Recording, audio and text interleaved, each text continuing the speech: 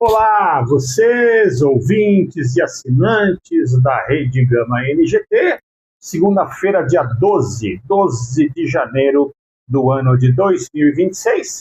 Este é o resumo esportivo entrando no ar para você.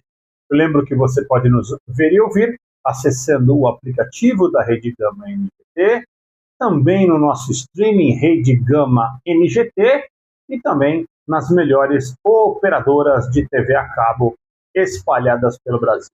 Bom, finalmente um resumo esportivo com algumas informações de resultados, né?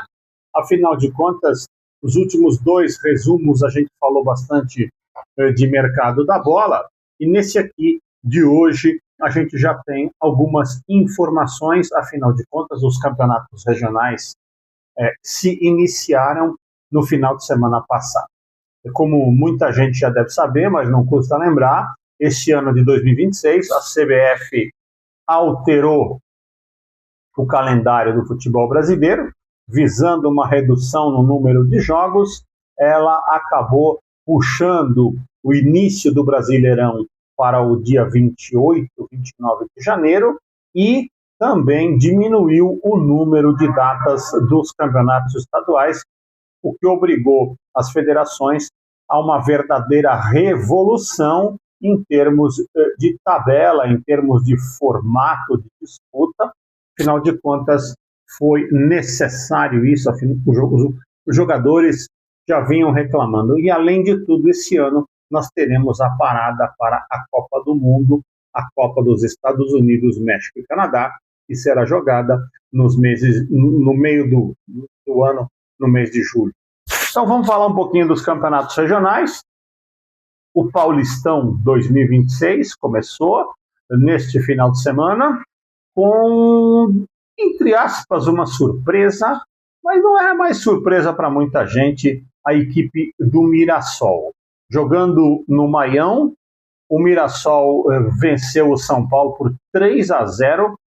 O Mirassol começa o ano da mesma forma como terminou o ano passado, jogando com muita autoridade dentro de casa, uma equipe que, entre aspas, perdeu mais de 10 jogadores que acabaram sendo transferidos para outras equipes do futebol brasileiro, principalmente o seu capitão Danielzinho, que foi transferido para o São Paulo, o bom zagueiro James assinou com o Fluminense, e também outros jogadores, o Chico da Costa acabou indo para o Grêmio. Só que o Mirassol conseguiu reposições, na minha opinião, de jogadores de mais quilate, de mais categoria e de mais experiência do que aqueles que deixaram o clube. Vamos ver, Lucas Mugni estreou ontem fazendo até gol. O meio-campista Eduardo, que jogou no Botafogo, tem muita técnica e vai ajudar muito a equipe do Mirassol. O volante Denilson do Cuiabá, outrora cobiçado por todos os grandes do futebol brasileiro, foi contratado. Ou seja, o Mirassol manteve a sua base, manteve a sua forma, a sua ideia de jogo, manteve o Guanais, que não quis sair para ir para o Botafogo, preferiu permanecer em Mirassol, e entra em 2026, tecnicamente falando, melhor do que 2025. Agora, existe um ditado que chegar no topo é difícil, se manter no topo é mais difícil ainda. Então, o Mirassol não é mais a surpresa, e sim a realidade. As equipes vão ficar meio que apostando qual delas vai conseguir vencer em Mirassol. O São Paulo não conseguiu. E falando do São Paulo, a grande tarefa do Crespo e de seus comandados vai ser fazer mais ou menos o que o Fabinho Soldado e o Dorival Júnior fizeram no Corinthians no ano passado. Isolar as questões políticas, o extracampo do São Paulo, que está fervilhando, piora a cada dia, manter isso afastado das quatro linhas. Essa é a grande missão dos dirigentes de futebol e do técnico Hernan Crespo. Falando um pouquinho dos outros três grandes de São Paulo, o Santos foi o primeiro a estrear, deu um susto na sua torcida no sábado, acabou tomando logo de cara um gol do Novo Horizontino, mas acabou virando com gols de Gabigol e Tassiano. O Santos vence por 2-1. O Novo Horizontino é um time difícil de ser batido, um time muito bem organizado, que já 3 temporadas seguidas chega às portas do acesso à Série A e acaba não conseguindo. Então, é uma boa vitória do Santos por 2-1. Jogando à noite num bom público no Canindé, a Portuguesa fez frente ao Palmeiras enquanto tínhamos 11 contra 11. Quando houve a expulsão do jogador da Portuguesa, e diga-se de passagem, expulsão justíssima, o Palmeiras, com um jogador a mais, logo fez o seu gol e acabou conseguindo uma importante vitória por 1-0 no Canindé. E ontem à tarde, jogando na Neoquímica Arena, com bom público, não com lotação completa, mas com bom público, o Corinthians parece o time que menos sofreu com esse calendário apertado, porque o Corinthians terminou jogando, descansou um pouquinho e voltou jogando. Acabou vencendo a equipe da Ponte por 3-0, mas o detalhe, né? 3 gols, 2 gols de zagueiros. Gustavo Henrique fez um gol de cabeça, nada mais que sua obrigação, o cara tem quase 2 metros de altura. O André Ramalho fez um lindo gol de fora da área, e o jogador André Luiz acabou meio que fazendo um gol sem querer, a bola acabou batendo nele. Então, o Corinthians teve um jogo seguro, um jogo tranquilo, contra uma Ponte Preta desfalecida, afinal de contas, o Transferban impede que a Ponte Preta inscreva os jogadores contratados, então a equipe que pegou o Corinthians ontem tinha 7 ou 8 jogadores que até então estavam disputando a Copinha. Falando um pouquinho desse modelo do Campeonato Paulista, é um campeonato com 16 equipes, onde cada um vai fazer 8 jogos. E teremos todos os clássicos. Ou seja, é um campeonato, entre aspas, muito traiçoeiro. Por quê?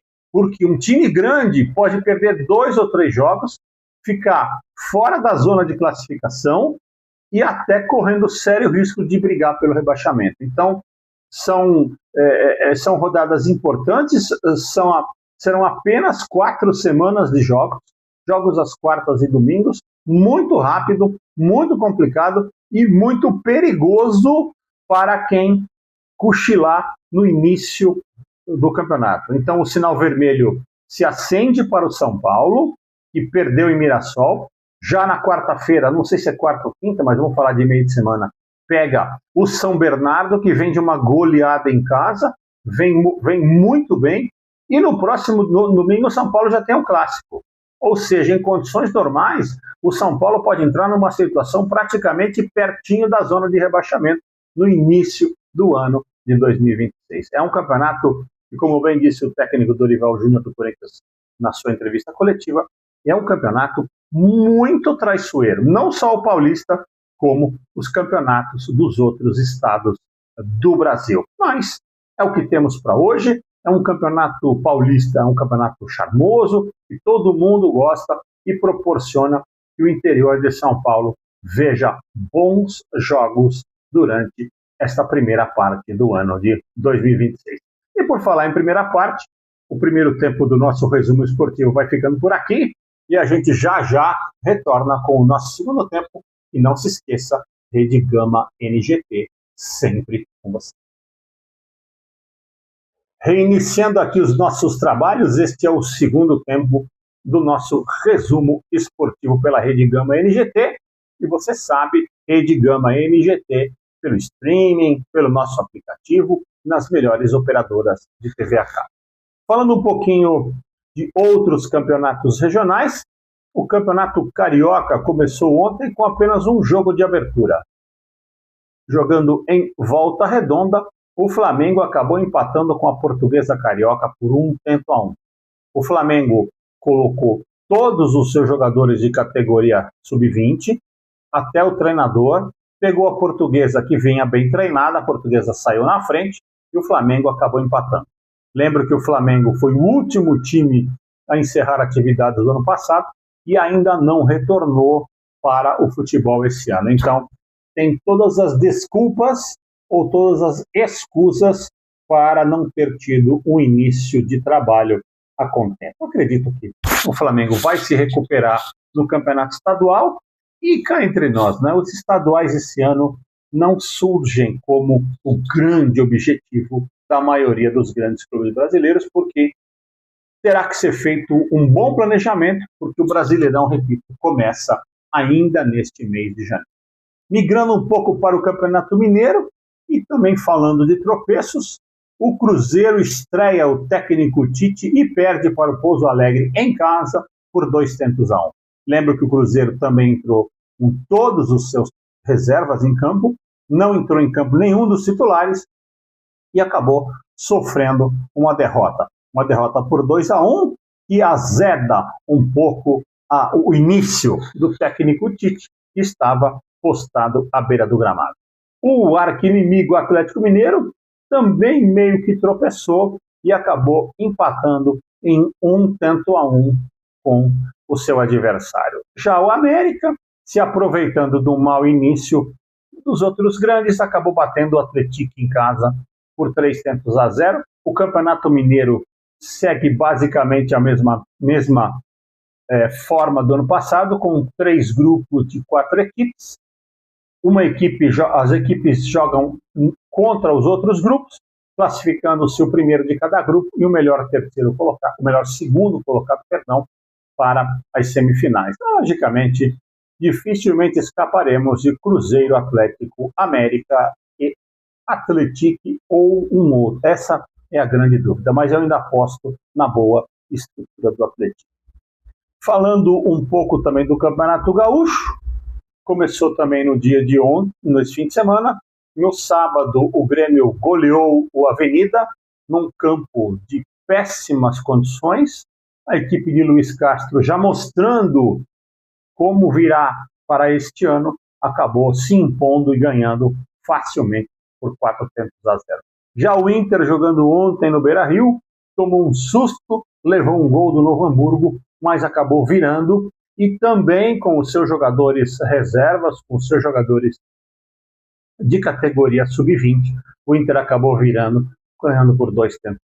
Um grande detalhe nessa partida, o gol do Novo Hamburgo, sem dúvida nenhuma, o gol mais bonito do futebol brasileiro até agora, um lindo gol de bicicleta da marca do pênalti, um gol que seguramente fará parte da lista do Prêmio Puskás ao final desta temporada. Um belíssimo gol de bicicleta da equipe do Novo Hamburgo. Falando um pouquinho do Campeonato Paranaense, lá são 2 grupos de 8, cada time faz 8 partidas, contra um grupo contra o outro. São 2 grupos de 6. Cada um fará 6 partidas, um grupo contra o outro. Na hora do sorteio acabou ficando uma discrepância entre grupos. O grupo A vence mais jogos do que o grupo B, mas nada a ser contestado. Então, Coritiba e o Atlético, com suas equipes sub-20, com suas equipes alternativas, têm a mesma dificuldade. O Coxa perdeu a primeira rodada em casa para o Foz do Iguaçu, recuperou-se contra o Londrina e tem 3 pontos. O Atlético venceu a primeira partida ante o Andraus e depois ontem empatou em Cianorte por 1-1. Não acredito que tenhamos muita surpresa, a não ser um grupo Atletiba chegando na final do Campeonato Paranaense. E antes de fechar este segundo bloco, vamos falar um pouquinho sobre o mercado da bola, que teve 2 movimentações importantes nesta semana que se passou.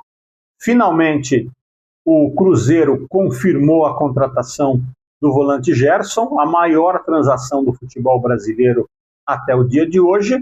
E o Gerson tem uma característica que ainda eu sinceramente não consigo explicar. Ele começou no Fluminense, estourou no Fluminense, foi vendido para Roma, sucumbiu na Europa, voltou ao Brasil para o Flamengo, explodiu no Flamengo nas mãos do Jorge Jesus, foi vendido para o Olympique de Marselha por um dinheirão, não conseguiu jogar absolutamente nada no Olympique de Marselha, voltou para o Flamengo numa segunda etapa, vestiu a tarja de capitão, foi colocado na seleção brasileira, até então era nome certo para a Copa deste ano 2026, vendido por um caminhão de dinheiro ao Zenit da Rússia, e chegou na Rússia e de novo não desempenha futebol, tendo sido muito pouco aproveitado pelo Zenit, e agora retorna ao futebol brasileiro para jogar no Cruzeiro. Eu diria que o Gerson é o típico jogador que não consegue jogar futebol fora dos gramados brasileiros. Nos dias de hoje, nos dias do profissionalismo de hoje, isso é uma coisa inexplicável e também inconcebível. Mas, a cada venda que o Gerson foi sendo feita, o seu valor nominal aumentou. E nós torcemos aqui no Brasil para que o Gerson vista a camisa do Cruzeiro e jogue o futebol que ele sabe jogar, porque se isso acontecer, seguramente ele estará entre os 23 convocados para a Copa do Mundo deste ano de 2026. Futebol ele tem para dar e vender, e nas mãos do Tite ele tende a fazer uma grande carreira no Cruzeiro. Lembro que uma das poucas coisas boas da passagem do Tite pelo Flamengo foi o futebol que o Gerson desempenhou como capitão da equipe. Falando um pouquinho do outro assunto do mercado da bola, essa semana, nos últimos dias da semana, o Corinthians conseguiu resolver o seu problema do transfer ban, está liberado para contratar novos jogadores, diz o novo executivo Marcelo Paz que não serão feitas loucuras, não serão feitas contratações onde se envolve investimento muito alto, e sim jogadores de oportunidade. Gabriel Paulista, que sempre se declarou corintiano, sempre se declarou que gostaria de jogar no Corinthians, acabou abrindo mão de uma rescisão forte no time da Turquia e acabou vindo jogar no Corinthians, deve ser anunciado nos próximos dias. Oxalá essa queda do transfer ban não signifique um aumento da dívida do Sport Clube Corinthians Paulista, que é uma dívida absurdamente impagável, ela não para de crescer.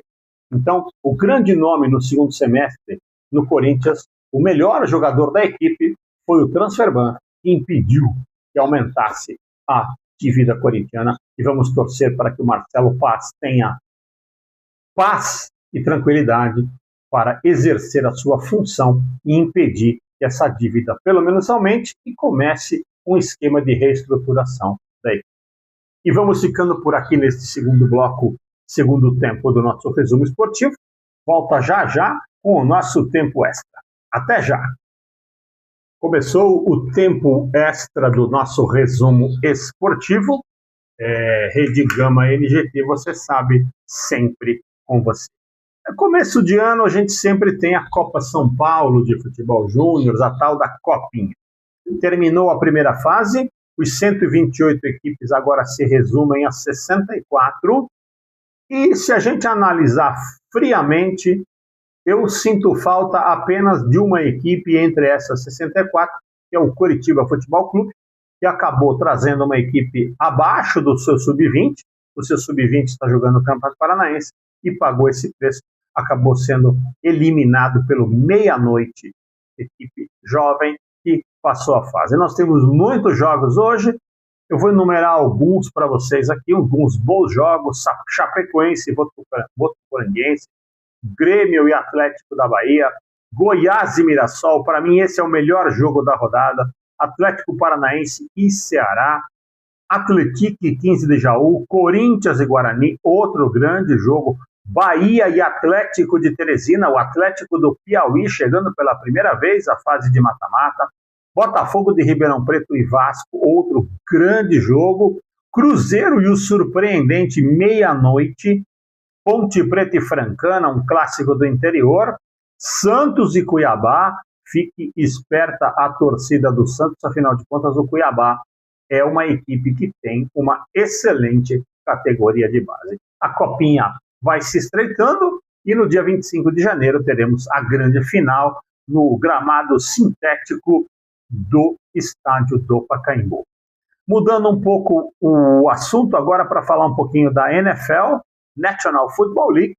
Começaram as partidas de playoffs, os famosos Wild Cards, que vão posicionar as semifinais de conferência. Então tivemos no fim de semana Panthers perdendo para o Los Angeles, Carolina Panthers perdendo para o Los Angeles Rams por 34-31, Chicago Bears batendo o tradicionalíssimo Green Bay Packers por 31-27. Os Jaguars perderam para o tradicional Buffalo Bills, 24 para os Jaguars, 27 para o Buffalo Bills. Eagles 19, 49ers 23. Ou seja, a final do ano passado, o Super Bowl do ano passado, que teve Eagles e Chiefs, não será repetido. 49ers passou. E no último jogo de ontem à noite, o New England Patriots acabou batendo o Los Angeles Chargers por 16-3. Um placar muito magro, e me espanta uma equipe como o Los Angeles Chargers fazer apenas 3 pontos, ou seja, ela não conseguiu completar nenhum touchdown em 4 tempos de jogo. Realmente, ou a equipe do Chargers jogou uma partida abaixo, ou a defesa do New England Patriots realmente fez a diferença. Neste momento, estão jogando Pittsburgh Steelers e Texans, buscando a última vaga. As semifinais de conferência já estão praticamente definidas. Teremos Seattle Seahawks contra San Francisco 49ers no próximo sábado. Os Denver Broncos pegam o Buffalo Bills também no próximo sábado. Chicago Bears e Los Angeles Rams jogam no próximo domingo. E a última semifinal será entre New England Patriots e o vencedor de Steelers e Texans, que jogam hoje. As finais de conferência serão jogadas no dia 25 de janeiro e o grande Super Bowl no dia 8 de fevereiro deste ano de 26, e, logicamente, o resumo esportivo estará aqui acompanhando para vocês.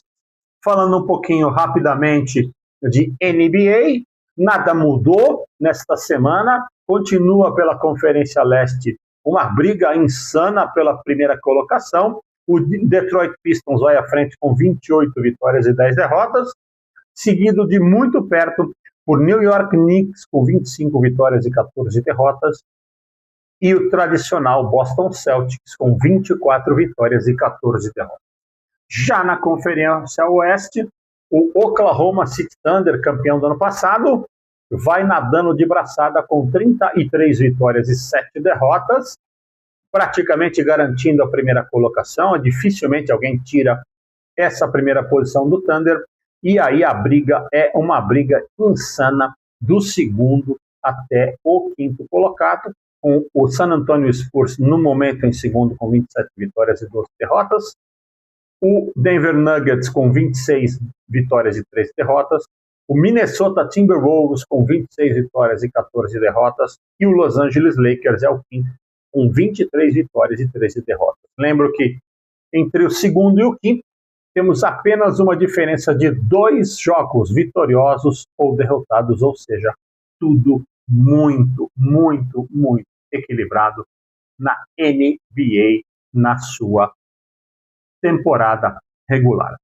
Falando um pouquinho sobre um assunto ainda de basquete, mas um assunto delicado, o árbitro Diego Cecchinato, árbitro da Liga Nacional de Basquete, foi covardemente agredido no jogo no final de semana entre o Pato Branco e o Caxias do Sul, um jogo que demorou muito tempo por questões de prorrogação. Ele foi covardemente agredido. Quem quiser na internet vai encontrar estas imagens tristes, mas imagens reais. E não pode, nos dias de hoje, acontecer com uma liga que tem a supervisão da NBA. Ela se chama NBB porque é supervisionada pela NBA. E o Pato Basquete já foi punido, terá que jogar os próximos jogos com portões fechados, nem dirigentes poderão entrar no ginásio, até que seja julgado. Então é uma punição firme, uma punição forte, não é uma punição de 1, 2, 3 ou 10 jogos, é uma punição até que se esclareçam os fatos e até que os responsáveis sejam punidos. A NBB, a Liga Nacional de Basquete, está exigindo que a equipe de Pato Branco faça um boletim de ocorrência e reconheça o nome dos agressores e os puna exemplarmente. E é isso que nós aqui do nosso resumo esportivo também esperamos. uma notícia triste, uma notícia, que a gente não vinha vendo no basquete brasileiro há muito tempo. Eu que militei nessa área, trabalhei como oficial de mesa, trabalhei como oficial de quadra, e realmente tinha orgulho de ver que depois que migrou para a Liga Nacional de Basquete, isso não estava acontecendo mais, aconteceu no último final de semana, e vamos torcer que as providências sejam tomadas. E o nosso tempo extra do nosso resumo esportivo desta segunda-feira vai ficando por aqui. Foi o que de melhor nós achamos nesta semana. Seguramente estaremos juntos na próxima semana na Rede Gama NGT. E jamais se esqueça, Rede Gama NGT, sempre com